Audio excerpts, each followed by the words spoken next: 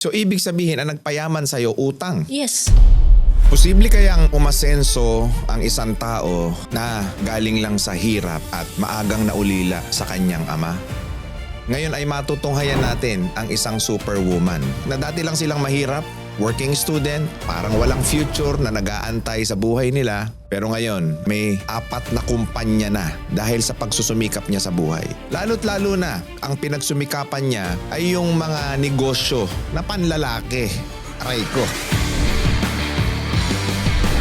So ngayon, makakasama natin ngayon ang isa sa pinakamalupit na negosyanteng na-meet ko na may-ari ng 4 na kumpanya. Walang iba ang ating bossing, si Boss Mitch Ramos. Welcome, boss. Good day po, boss. Yan. So you own Arditech Corporation, MCM Industries Corporation, Inteliport Custom Brokerage and Logistics, and meron ka pang beauty business, yung FOMO Beauty Corp. Paano mo na pagsasabay-sabay ito? Meron lang akong dala na determination, sipag at syaga. And yung time, minamanage ko siya palagi. Kamusta ang buhay mo nung bata ka? Lumaki ako sa pamilya na both parents ay self-supporting kasi kailangan din nila magtrabaho doon sa pamilya nila. Parehas silang hindi nakapagtapos ng pag-aaral. So ang tanging binigay nila sa akin is mag-aral ka mabuti kasi ito lang yung mapapamana namin sa inyo. So ibig sabihin, mahirap ang kalagayan niyo nun? Mahirap. At the age of 8 years old, nawala yung father ko. Mother ko is a housewife. Wala siyang alam trabaho kasi yung father ko, he wants to do everything para sa family. Ano yung naging trabaho ng papa mo nung nabubuhay siya? Buy and sell ng spare parts ng Spare mga parts. diesel heavy equipment. Okay. Machines. So pag walang benta, walang pera. Tapos at the age of 8, nabanggit mo na nawala yung father mo.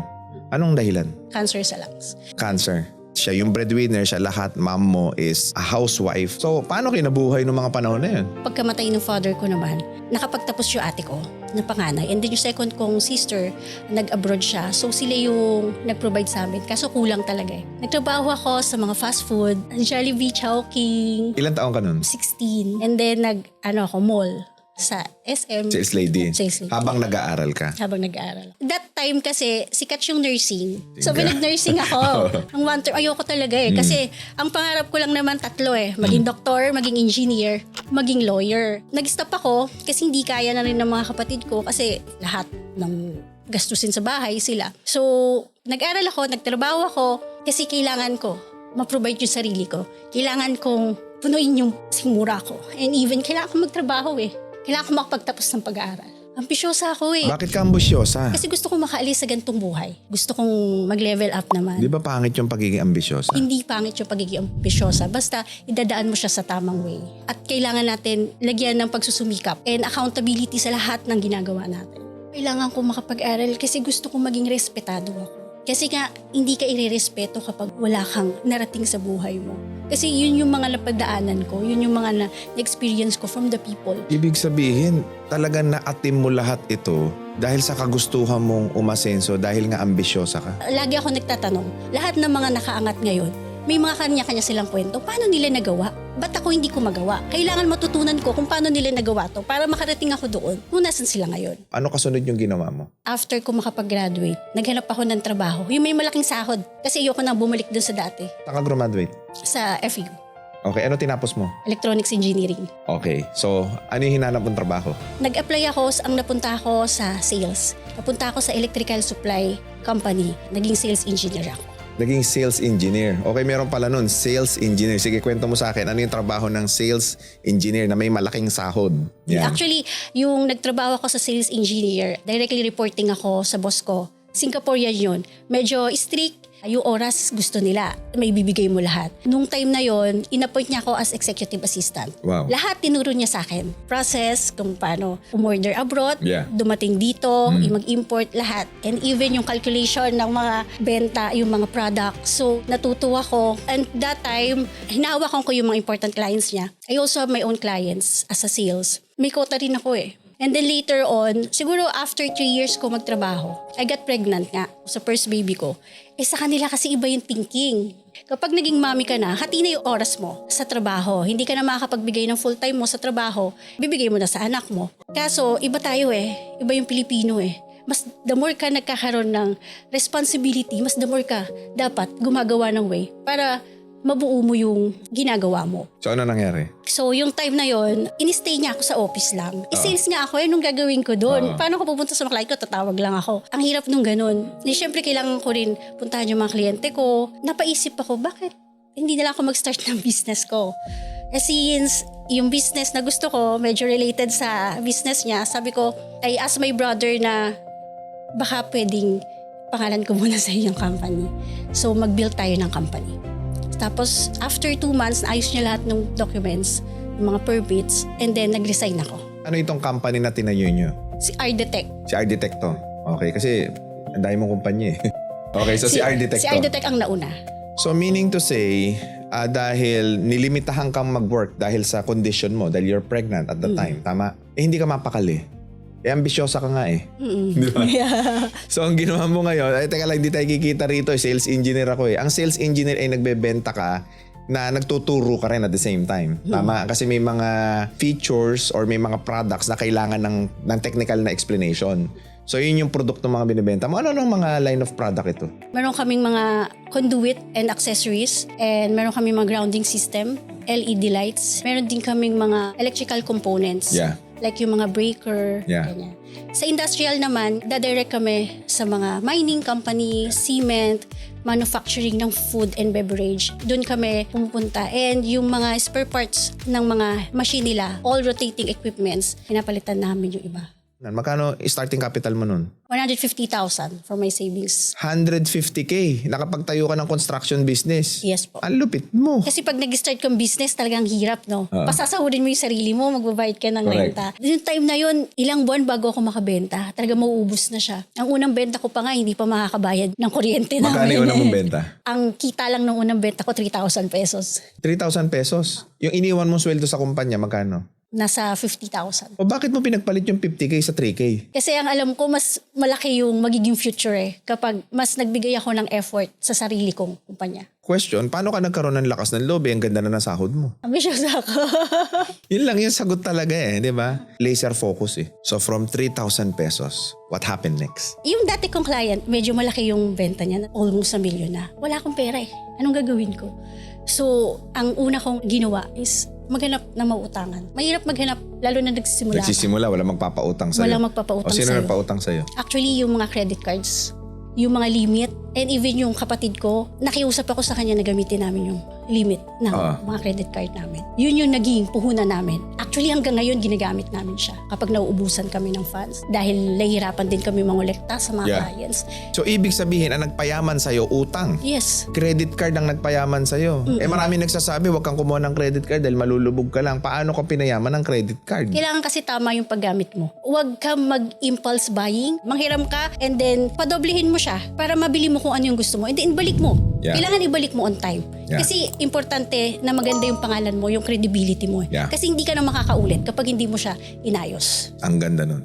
Kung ikaw ang tatanungin ko, yung mga walang experience sa pagnenegosyo, dapat bang mangutang? Kung mangungutang ka dahil lang magninegosyo ka, huwag muna. Kailangan matutunan mo munang alamin kung asan ba tutungo yung ginagawa mo. Ang ibig sabihin, mangungutang ka lang kung alam mong yung pera mo ay siguradong kikita na. Kapag may benta ka na. Pag may benta ka na, so may experience ka na. So, balikan natin yung panahon na yun. So, kinuha mo credit card ng mga kapatid mo, minax out nyo lahat, pinang-capital ninyo. Ano nangyari kasunod? Lumaki na lumaki, dumami na dumami pa yung credit cards namin. And even yung mga bangko ngayon, sila na rin nagpapaloan sa amin. So, anong nangyari ngayon? Na-fulfill mo yung deliverables mo doon sa client mo. Tapos dito na unti-unting lumaki yung Ardetech. Yes. So paano mo naman natayo yung MCM Industries Corp? Corporation. Recently, pinut up namin yung MCM Industries Corporation, wholesaler and importer ng mga electrical supply. So nag-i-import ka na ngayon? Yes, nag-import. Galing. Dahil nga, product line ni Ardetech Corporation, General Construction and Industrial Supplies, nag-create kami ng another company para lang magkaroon kami ng mga stocks. And yung mga kinita ni Ardetech, yun yung pinut up namin sa another business. Kumita si Ardetech, tinayo mo ng negosyo. Hindi ba dapat pag kumita ka, bumili ka muna ng bahay, bumili ka muna ng kotse, ayusin mo muna yung pamilya mo, bakit itinayo mo ng negosyo yung perang kinita mo? Kung bibili ako ng property, Magigisakit lang siya ng ulo sa akin. Pero kung bumili ako ng mga stocks ko, mga products ko at inipon ko dito, kita yun eh. Ngayon ko nagigets kung bakit ka nagtayo ng custom brokerage na Inteliport. Kasi karuktong din siya ng negosyo mo. Ang lupit mo. So ibig sabihin ngayon, ang ginawa mo, napababa mo yung cost ng product mo. Mas na double up mo yung income mo dahil ikaw na mismo nagpaparating ng product. Nasa akin na rin pati yung brokerage and even yung logistic from abroad papunta dito.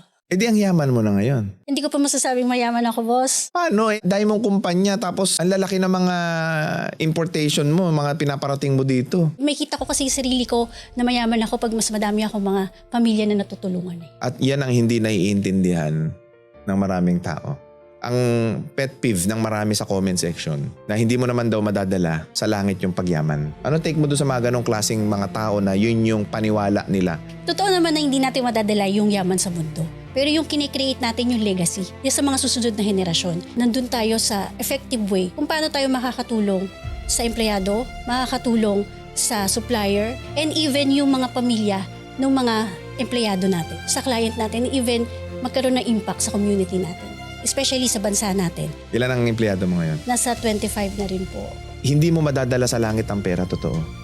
Pero yung 25 pamilya na natutulungan mo ngayon, na nagkakaroon ng mas maalwan at mas maginhawang buhay, na fulfill mo yung purpose mo sa mundo, that alone is already glorifying your divine creator.